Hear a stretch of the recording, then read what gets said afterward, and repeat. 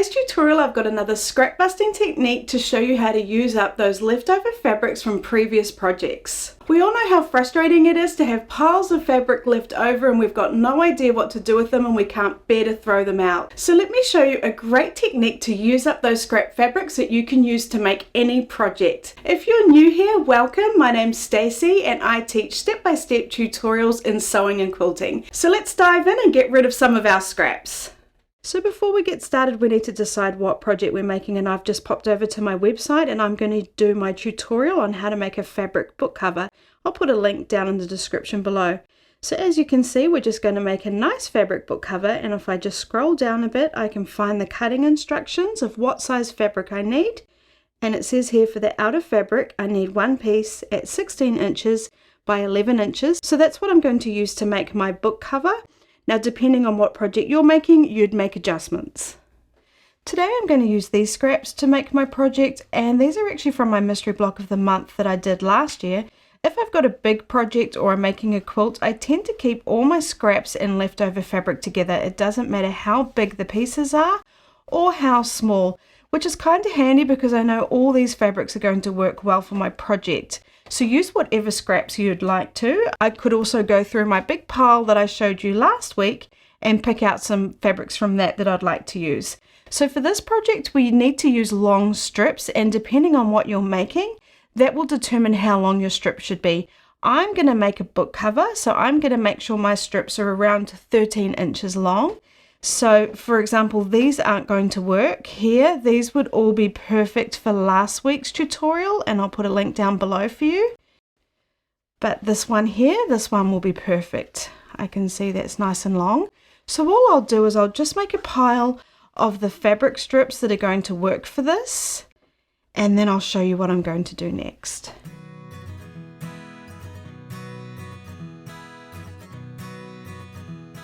Now with all the pieces that I've set aside, I'm going to cut them into 2.5 inch strips. Now it's 2.5 inches because that's what I've chosen to do. You can make them any width you'd like.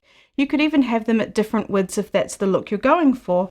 But for me right now, I'm going to cut mine at 2.5 inches wide. I know this is a nice straight line here, straight edge, and this is all raggedy. So I'm just going to cut that at 2.5 inches. And if your fabrics are all wrinkled, I do think it's a good idea to give them a press. It's always easier to work with nice pressed fabric. Oop, going through a few layers there.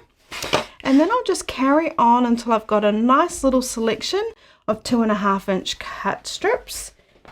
And I've got some here. So I've got at least one in every fabric. Now I do have some shorter pieces because on the sides we do need shorter pieces, but you'll know what I'm talking about when we get to that point. I've got my batting here, and we're going to sew our strips onto our batting, whatever size it needs to be for your project. Now for mine it needed to be 16 inches by 11 inches, and I've just made it 1/2 inch bigger on both sides. Then what I'm going to do is take my fabric and just decide which piece I'd like to start with. Now I think it looks really cute sewn on kind of an angle, but you could also just sew them straight if you'd like, but I'm going to start on an angle, and the degree of the angle is just a personal preference. The most important thing is, can you see here how actually that top bit of fabric here is not covering the batting? It needs to cover the batting, so that's not going to work like that. I could bring it down a bit, and that looks perfect there. Maybe a bit risky, so maybe I'll just straighten it up, make it not so much on a diagonal, so I'm definitely capturing it. And I'm just going to smooth it out, and that's going to be my first strip.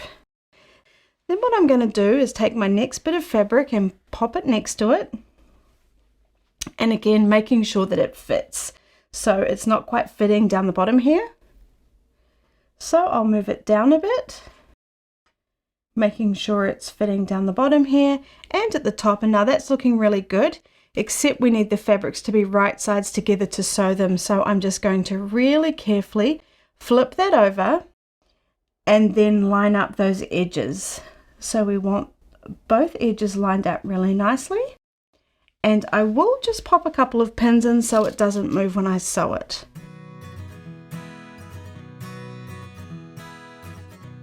Okay, now all we're going to do is sew down that edge. Just to clarify, when I pinned it, I did go through all the layers including the batting just to hold it in place. So just starting at the very edge, not worrying about a back stitch, I'm using a stitch length of 2 and I'm using my glide thread, which is my go-to thread. I'm just sewing along that edge there.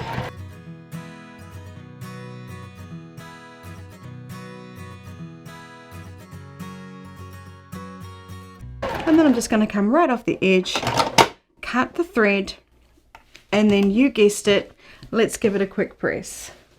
I'm not going to worry about setting the stitches because it's not a quilt, but I'm going to fold it over and then give it a finger press in here. We don't want any creases in here, and then give that a press.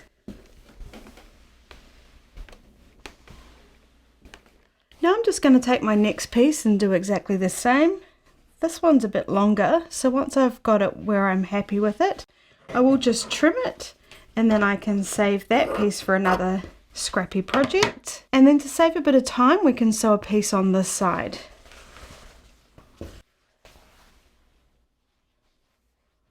And again, this one's really long, so I'll just trim it. Okay, and then I'll just do exactly the same, except this time I've got a piece on this side. So I'll just make sure that I am going past those edges of the batting, fold it on top carefully, making sure those edges are all lined up nicely, and then I'll pop some pins in on that side, and then I'll do exactly the same on this side, making sure it's fitting in, folding it on top really gently, because if we're too rough then it could come out of place. Oops, let me just cut that thread there. So just checking those edges are looking good, and then pinning and then sewing.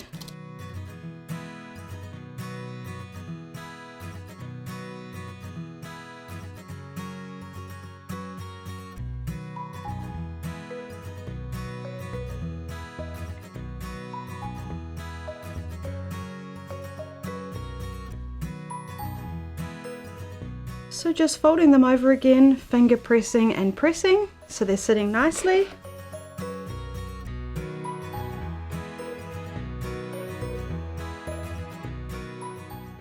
Then I'll just take my next piece and carry on. I can see I've actually done a little boo-boo here. I can see the tip of my batting there. It actually should have come past that. It probably won't matter because my batting is cut at 1/2 inch bigger, which is lucky. Just keep an eye on that. So all I'll do is place my next piece on here, and then you can see that these last few pieces are going to be much smaller, which then you could use one of your smaller scrap pieces. Then I'll just carry on until all my batting is covered using this technique.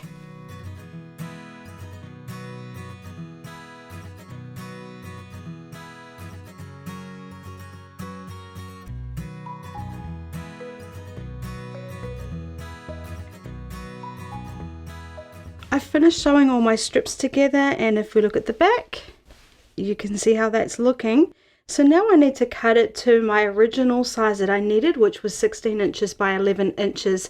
And that might be easier to start on this side, just to get one nice straight edge to start with. And then I'll just carry on until, like I said, I've got my correct size.